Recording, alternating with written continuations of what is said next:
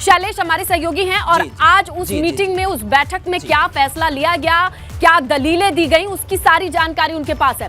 शैलेश, ये माना तो नहीं गया शुक्रवार जुमे की नमाज का दिन, छुट्टी उसी दिन रहेगी, लेकिन किस तरीके की चीजें निकल करके आई, क्या दलीलें दी गई? देखिए, अगर हम बात करें स्नेहलता, तो इस बैठक में लगभग 19 तरह के जो प्रस्ताव और सुझाव थे वो लाए गए, लेकिन सबसे ज्यादा चर्चा किस पर हो रही है? आज चर्चा हो रही है शुक्रवार को छुट्टी होगी या रविवार को, और दूसरी जो चर्चा हो रही है वो हो रही है मदरसों में बच्चों की एक समान यूनिफॉर्म के ऊपर।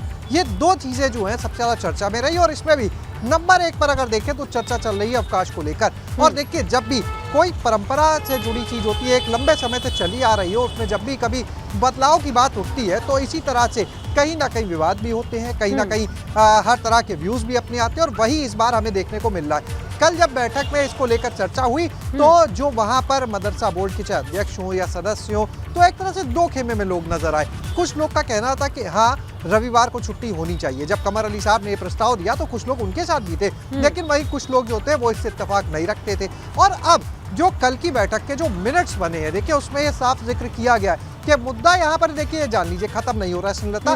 जो अगली बोर्ड की बैठक होगी उसमें फिर से इस प्रस्ताव को ले जाया जाएगा, क्योंकि जो 19 बिंदु जिन पर कल चर्चा हुई वो सब अगली बोर्ड बैठक में जाएंगे। और निश्चित रूप से अगली बोर्ड बैठक में जब जाएंगे तब तक जितने भी सदस्य हैं, जितने भी लोग हैं, वो इस पर अपना पूरा मंथन करेंगे, होमवर्क भी करेंगे, और उसके बाद एक तर्क के साथ वहां पर बात होगी। और देखना यह है कि उस बोर्ड बैठक में क्या फैसला होता है, क्योंकि जब बोर्ड इसे पास करेगा उसके बाद ये शासन को एक प्रस्ताव के रूप में भेजा जाएगा, जिससे वहां से हरी झंडी मिल सके।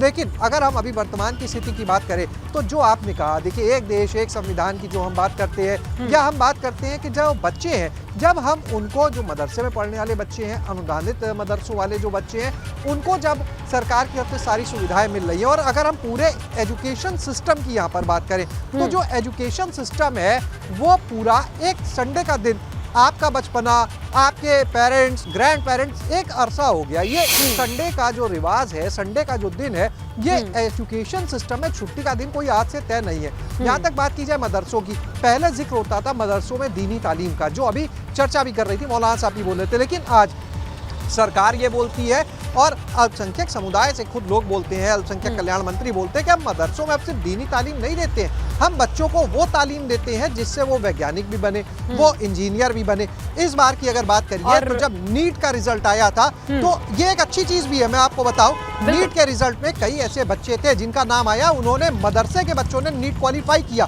तो जब सारी चीजें उस तरह, तो अब बात यही, तर्क यही, फिर छुट्टी अलग दिन क्यों? यही कमर अली साहब ने भी अभी बिल्कुल कमर अली साहब ने कही, लेकिन मौलाना शमशेर आजम का कहना ये है कि कई ऐसी परंपराएं हैं जिसे इतर नहीं जाया जा सकता। लेकिन यही एक बारीक सी लाइन देखनी होगी कि विविधता में एकता, किस तरीके से एक साथ चलने की कोशिश की जाएगी, या फिर इस बदलाव का, जैसे फिलहाल तो हरी झंडी नहीं मिली है, शुक्रवार जुमे की नमाज का दिन है, लेकिन जैसा आप कह रहे हैं शैलेश, ये 19 बिंदुओं को फिर अगली मीटिंग में ले जाया जाएगा, और देखना होगा कि तब किस तरीके की बातें निकल करके सामने आती हैं।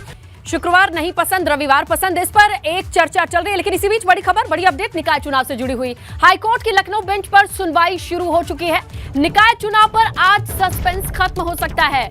निकाय चुनाव की तारीखों को लेकर के सस्पेंस खत्म हो सकता है, क्योंकि सुनवाई शुरू हो चुकी है। हमारे सहयोगी शैलेश के पास ज्यादा डिटेल है। शैलेश, बताएं। देखिए स्नेहता, अगर बात करें तो कल जब इस मामले की सुनवाई चल रही थी तो दोनों पक्षों की तरफ से अपनी दलीलें, उनके वकीलों की तरफ से अपनी दलीलें दी गई थी, लेकिन उसमें क्योंकि कुछ कहीं कोर्ट को ये लगा, जो न्यायाधीश थे उनको ये एहसास हुआ कि कुछ लोग उसमें तैयारी के साथ नहीं आए थे। आज सुनवाई की जब तारीख रखी गई तो ये भी साथ में कहा गया कि जो वकील हैं, जो पक्षकार हैं, वो अपनी पूरी तैयारी के साथ यहाँ पर आए। आज एक बार फिर से कोर्ट पर सुनवाई शुरू हो चुकी है, और ये उम्मीद, अगर हम सरकारी वकील की बात करें जो उनसे हमारी बात हुई थी, उनको ये उम्मीद है कि आज इस मामले में कोर्ट कोई बड़ा फैसला ले सकता है, और ये उनका भरोसा है कहीं ना कहीं कि उनकी तरफ से जो काउंटर एफिडेविट, रिजॉइंडर एफिडेविट दाखिल किया गया था, जो तर्क उसमें दिए गए, जो फैक्ट्स उसमें बताए गए, उसके आधार पर उनको कहीं ना कहीं ये भरोसा भी है कि जो एक आरक्षण की पूरी जारी की गई है अनंतिम सूची, जिस आधार पर वो आरक्षण लगाया गया है 2017 में ओबीसी आरक्षण को आधार लेते हुए, वो सही है। उसके पीछे की क्या वजह है, ये सारी चीज़ें बताई गई हैं।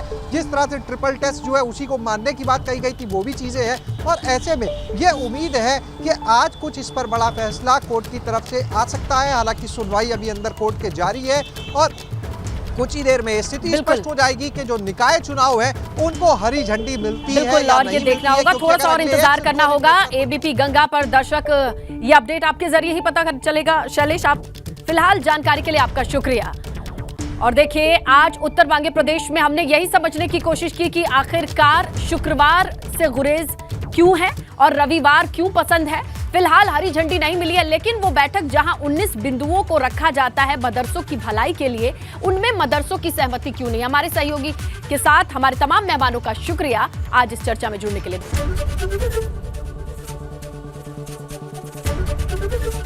एबीपी गंगा, खबर आपकी, जुबान आपकी।